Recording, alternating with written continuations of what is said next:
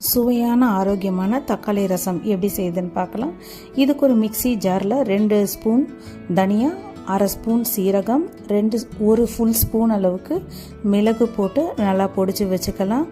தாளிக்கிறதுக்கு வெந்தயம், கருவேப்பிள்ளை, பச்சை மிளகாய், பெருங்காயம், இஞ்சி தட்டி வச்சுக்கலாம். கடாயில் 2 டேபிள் ஸ்பூன் அளவுக்கு எண்ணெய் ஊற்றி அதில் நம்ம தாளிக்கு எடுத்து வச்சுருக்கிறத போட்டு நல்லா வதக்கிக்கலாம். இந்த எண்ணெயில் நம்ம பொடிச்சு வச்சுருக்க மிளகு, சீரகம், தனியாவை போட்டு கொஞ்சம் வதக்கிட்டு அதுக்கப்புறம் நல்லா மசிச்சு வச்ச தக்காளியை போட்டு தக்காளி நல்லா மசிஞ்சதுக்கப்புறமா தேவையான அளவு தண்ணி போட்டுக்கலாம். உப்பு, மஞ்சள் தூள் சேர்த்துக்கலாம். ரசத்துக்கு இந்த ரசம் ஒரு நாள் தான் நல்லாயிருக்கும். நம்ம சாதாரண ரசம் 2 நாள் யூஸ் பண்ணுவோம். அந்த மாதிரி இது யூஸ் பண்ண முடியாது, புளி சேர்க்கலை இந்த ரசத்தில். அதே மாதிரி நம்ம நார்மல் ரசம் நுர கூடின உடனே இறக்கிடுவோம். இது நல்லா கொதிக்க வைக்கலாம். அப்போ தான் நல்லா அந்த சாரெல்லாம் இறங்கும். அதை நல்லா கொதிக்க வச்சுக்கலாம்.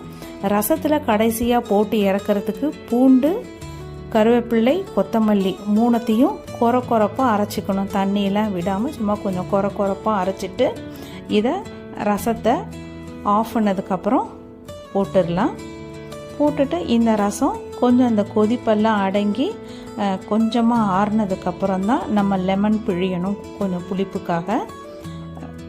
அப்படியே சூடான ரசத்தில் லெமன் பிழிஞ்சோன்னா அது கொஞ்சம் கடுத்து போயிடும். அதனால் ஆறுனதுக்கப்புறம் ½ லெமன் பிழிஞ்சிக்கலாம்.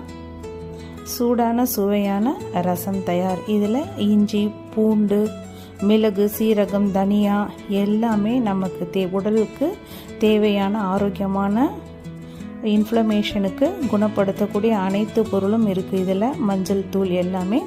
நீங்களும் ட்ரை பண்ணி பாருங்கள். தேங்க்யூ ஃபார் வாட்சிங். Please subscribe for more videos.